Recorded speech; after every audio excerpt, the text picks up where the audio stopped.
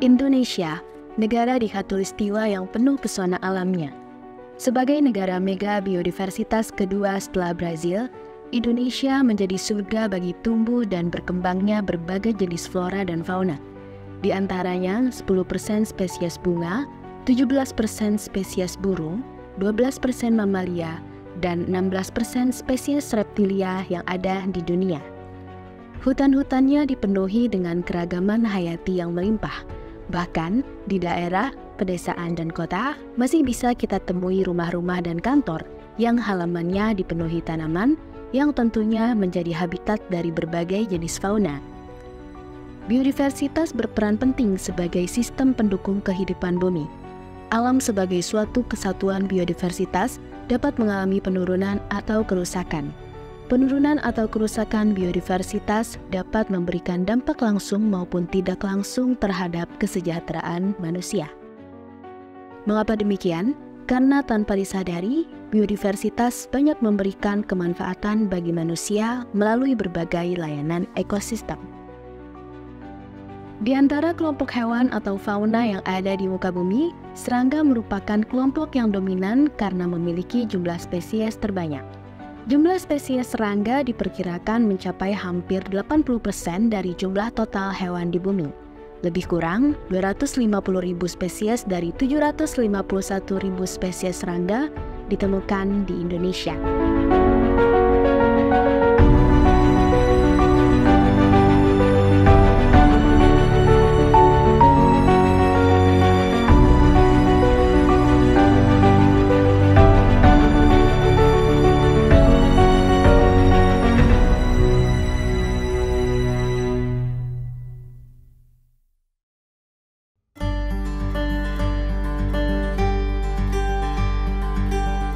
Serangga memiliki peran yang berbeda di dalam suatu ekosistem. Terdapat serangga yang berperan sebagai hama, predator, parasitoid, bioindikator kesehatan lingkungan, maupun sebagai penyerbuk. Bioindikator adalah kelompok atau komunitas organisme yang saling berhubungan, yang keberadaannya atau perilakunya sangat erat berhubungan dengan kondisi lingkungan tertentu, sehingga dapat digunakan sebagai satu petunjuk kualitas lingkungan atau uji kuantitatif. Salah satu contoh serangga sebagai bioindikator adalah kupu-kupu, karena kupu-kupu menyukai tempat-tempat yang bersih yang tidak tercemar oleh asap, insektisida, atau bau yang tidak sedap, sehingga ekosistem atau lingkungan yang masih baik ditandai oleh tingginya keragaman spesies kupu-kupu yang dijumpai. Kenalkan, nama saya Didi Suryadi, pengurus Argo Wisata Taman Kupu-Kupu yang beralamat di Sinarwangi, Desa Sukajadi, Kecamatan Taman Sari, Kabupaten Bogor, yang berada di kaki Gunung Salak, Ciapus. Taman Kupu-Kupu ini adalah buat edukasi, terutama anak-anak sekolah yang belum tahu mengenal tentang kupu-kupu. Silahkan datang ke Argo Wisata Taman Kupu-Kupu. Ada pengembang biakannya, lab, ada galerinya buat cendramata, ada museumnya kupu-kupu. Kalau dulu kan ini banyak terus ya, mungkin lingkungannya udah pada kayak ditebang atau ditanemin apa gitu ya, dibakar-bakar gitu. Kalau kupu-kupu tuh nggak mau, dia banyak ada asap itu. Asap tuh yang bakar-bakar apa itu. Jadi dia kayak gimana, kayak nggak mau aja, dia pasti pergi lagi kalau kita bakar-bakaran gitu. Selain sebagai bioindikator, kupu-kupu juga berperan penting sebagai penyerbuk. Serangga-serangga yang berperan sebagai penyerbuk selain kupu-kupu adalah kumbang moncong, lalat, dan lebah. Biodiversitas sangat tergantung pada penyerbuk. Penyerbuk yang dalam aktivitas kesehariannya yang super sibuk dalam mencari makan, ternyata sekaligus dapat membantu menyerbuki tumbuhan. Penyerbukan merupakan salah satu jasa ekosistem lingkungan. Lebih dari 87% spesies tumbuhan berbunga diserbuki oleh hewan. Manusia menggunakan banyak spesies tumbuhan ini untuk makanan, pakan ternak, obat-obatan, dan keperluan lainnya. Terdapat ribuan spesies yang berperan sebagai penyerbuk. Namun, lebah madu merupakan penyerbuk tumbuhan yang paling terkenal. Kalau kita belajar evolusi, dulu lebah kan sudah ada hampir 200 atau 200 juta tahun ya di sini. Nah, dulu awalnya makhluk itu sederhana, tanaman itu hanya sederhana, hanya gymnospermae. Terus tiba-tiba muncul angiospermae yang menggila dan dia bisa ada di mana-mana. Nah, itu sebenarnya peran dari lebah pada saat dia mengawinkan antara dua individu tanaman dikawinkan oleh dia, dan dia mencampur si genetik dari kedua tanaman tersebut. Jadi ada biji yang baru dan akhirnya kita punya biodiversitas tersebut. Nah, saat proses itu hilang, ya kita akan kehilangan proses alami yang menjamin keragaman genetik yang ujungnya akan masuk kepada keragaman biodiversitas. Kita mulai dari tahun 97 berbudidaya di kawasan Taman Hutan Raya Insinyur Haji Juanda ini dikarenakan melihat potensi, baik potensi lebah liar ataupun vegetasi sebagai sumber pakan utama. Jadi peternakan lebah itu bisa dinyatakan berhasil apabila sumber pakan atau vegetasinya mendukung. Sebenarnya kita membuat konservasi ini tujuannya hanya dua. Pertama, harapan kita ini suatu ketika di Taman Hutan Raya Haji Juanda ini tidak kekurangan dengan yang namanya madu asli. Apapun jenisnya, baik serana, trigona, dorsata, dan mellifera. Itu yang pertama. Yang kedua, budidaya atau konservasi lebah ini bisa dijadikan suatu penghasilan tambahan bagi warga yang berada di kawasan Taman Hutan Raya Insinyur Haji Juanda. Sebenarnya untuk di Taman Tahura ini ada dua jenis yang kita tangkarkan dan satu jenis yang kita buru. Jadi diantaranya ada serana, ada trigona, dan ada satu diburu jenis dorsata. Kalau untuk mudah, yang paling mudah yaitu sebenarnya jenis tetragonula itu lebih mudah dibudidayakan karena lebah itu bisa dikatakan lebih aman karena tidak memiliki sengat. Tetapi untuk hasil dari madu lebih yang jenis serana, karena untuk serana ini hasil madunya lebih banyak dari lebah tetragonula, tetapi lebih mudah dibudidayakan karena tidak mesti dipindah. Pada dasarnya untuk mendapatkan bibit lebah serana bisa diburu di mana saja. Pada awalnya seperti itu, tetapi khusus untuk lebah dorsata kita harus merambah ke dalam hutan karena pada dasarnya untuk jenis lebah hutan dorsata ini bersarang atau berkembang biak di dalam hutan. Kemudian perubahan musim dari musim penghujan ke kemarau baru kita berburu atau mencari koloni untuk ditangkarkan ke pinggiran hutan, terutama yang sumber nektar atau vegetasi alamnya mulai muncul dadakan, hanya terjadi di musim-musim tertentu. Nah, di lokasi-lokasi tersebut baik lebah dorsata ataupun koloni lebah serana bisa kita jumpai. Untuk di peternakan kami sebenarnya yang bisa kami hasilkan saat ini hanya yang pertama madu, yang kedua bipolen, yang ketiga bibit atau koloni. Itu yang saat ini kami jual belikan. Sedangkan untuk produk turunan seperti propolis, royal jelly, untuk jenis serana tidak kami produksi karena keterbatasan waktu dan alat, mungkin kekurangannya seperti itu. Jadi propolis itu salah satu produk yang dihasilkan oleh lebah, dan tapi itu berbeda dengan yang disebutnya biasa kita sebut madu gitu ya. Karena kalau yang propolis ini biasanya kita sebutnya substansi yang mirip seperti ada resinnya gitu ya, atau waxnya. Kemudian materi-materi yang didapat dari tanaman gitu ya, atau tumbuhan yang lain itu oleh lebah kemudian harus dicampur dengan air liurnya gitu. Jadi oleh sebab itu biasanya bentuk dari propolis itu agak padat gitu ya, dan karena juga ada wax dari beberapa materi itu jadi agak hitam warnanya atau coklat seperti itu. Propolis sendiri itu sebetulnya manfaatnya banyak gitu ya. beberapa dari hasil penelitian dari peneliti-peneliti di luar negeri atau di Indonesia itu bisa menjadi antioksidan yang baik gitu ya, karena kalau misalnya kita banyak makan makanan yang banyak mengandung oksigen reaktif, itu harus segera oleh tubuh kita harus ditekan. Nah, salah satunya mungkin propolis itu bisa seperti itu untuk antioksidan. Kemudian sebagai antiinflamasi.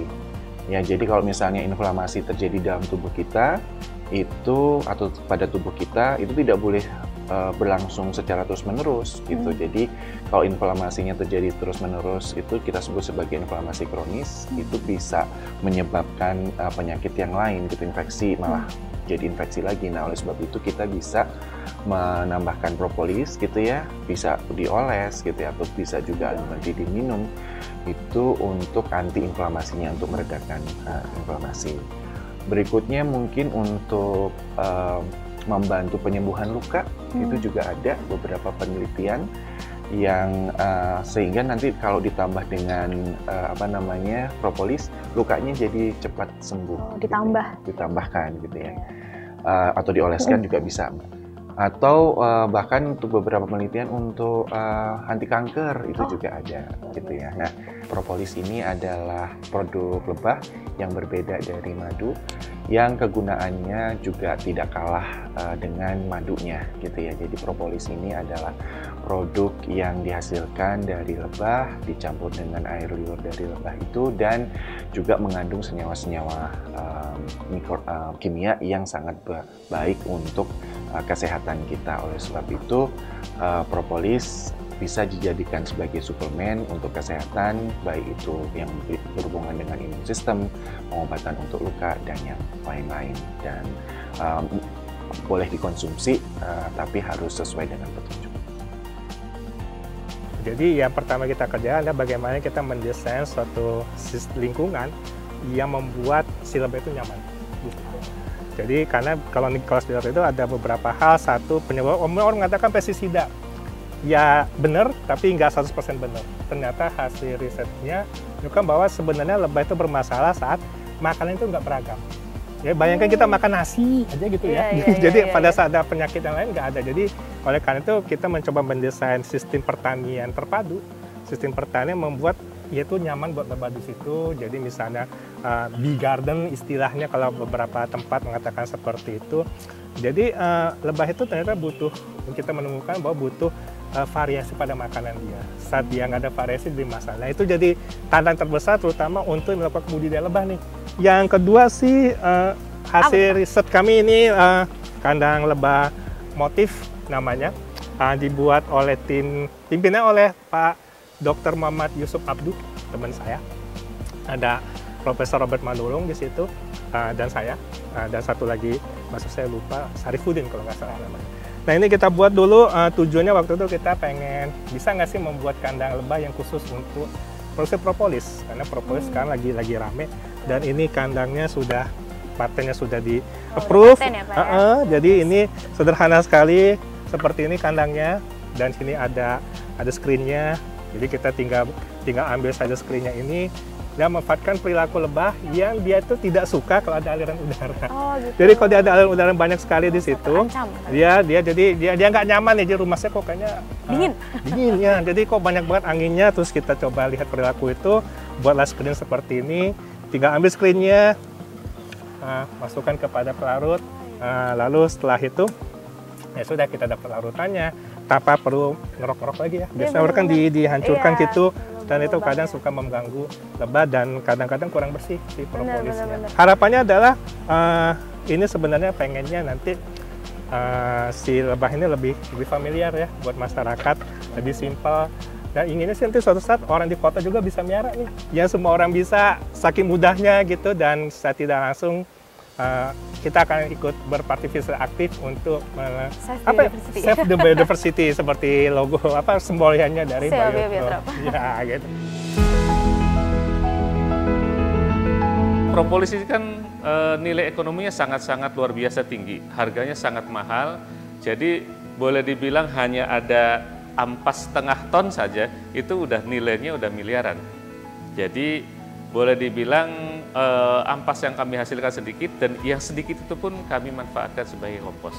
Nah, tetapi yang membuat kami menjadi ditetapkan sebagai pelopor green industry di Indonesia oleh Wali Kota Bogor itu bukan bagaimana mengelola limbahnya, tetapi efek dari keberadaan industri kami itu mampu menghijaukan seluruh provinsi di Indonesia.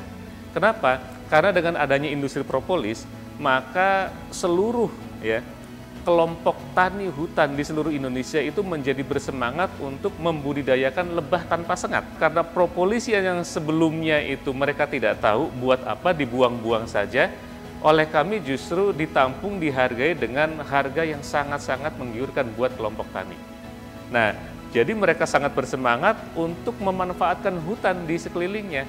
Dan kebetulan kami juga bekerjasama dengan Kementerian Lingkungan Hidup dan Kehutanan, dengan sejumlah instansi juga, misalnya Bank Indonesia, berbagai perusahaan swasta, termasuk Pemda dalam ini Dinas Kehutanan, memberikan pembinaan bagi kelompok-kelompok tani hutan di seluruh Indonesia. Nah, yang terjadi, hutan yang sebelumnya itu sering dijarah oleh kelompok masyarakat, tapi dengan adanya kami, mereka justru kebalikannya. Sekarang mereka masuk hutan untuk menanami hutan, menghijaukan hutan. Kenapa? Makin hijau hutan, hasil propolisnya makin banyak, maka makin sejahtera mereka. Terkait dengan komersialisasi, barangkali ada satu skema yang paling umum, yaitu dengan royalti. Patennya ditawarkan pada user, dalam hal ini dunia usaha atau dunia industri. Nah, tetapi saya bisa sampaikan bahwa mekanisme komersialisasi menggunakan paten dan royalti itu sebetulnya memiliki kelemahan yang cukup fatal menurut saya. Data menunjukkan begitu banyak dana yang dikeluarkan oleh pemerintah, begitu banyak skema penelitian komersial yang sudah berjalan, tetapi bukti bahwa produknya komersial itu masih sangat-sangat rendah. Maka skema yang coba kami rintis adalah unit bisnis di dalam kampus itu fokus hanya menghasilkan produk propolis cair curah. Artinya menghasilkan produk intermediate. Nah, kenapa saya batasi produk intermediate? Karena untuk memproduksi produk intermediate tidak membutuhkan perizinan yang jelimet. Dalam memperdagangkan produk intermediate hanya dibutuhkan COA. Sebagai prototipe pembelajaran luar ruangan mengenai peran lebah dalam ekosistem, Seameo Biotrop juga telah mengembangkan Stingless Bee Garden melalui program Agro Eco Edu Tourism. Di Stingless Bee Garden, pengunjung dapat melihat aktivitas dan sarang lebah tanpa sengat atau biasa dikenal dengan Stingless Bee, serta produk yang dihasilkan. Selain dikonsumsi langsung, madu dan propolis juga telah diolah menjadi berbagai produk turunan yang memiliki nilai lebih, seperti sabun propolis dan sampo propolis. Biodiversitas sebenarnya ada sekitar kita, kadang kita tidak sadar dengan itu. Jadi kalau terkait dengan lebah, mereka makhluk kecil, kadang kurang diapresiasi ya pekerjaan mereka. Cuma sebenarnya kita bisa ikut berperan aktif dalam menyelamatkan biodiversitas Indonesia. Gitu. Jadi saya sih bilang, saya ingin menyampaikan kalau bukan kita, siapa lagi gitu ya, yang akan menyelamatkan biodiversitas kita. Keberadaan makhluk kecil seperti lebah dan kupu-kupu memiliki peran yang sangat besar dalam menjaga dan melestarikan biodiversitas. Yuk, mari kita menjaga dan melestarikan biodiversitas untuk kelangsungan makhluk hidup di seluruh permukaan bumi.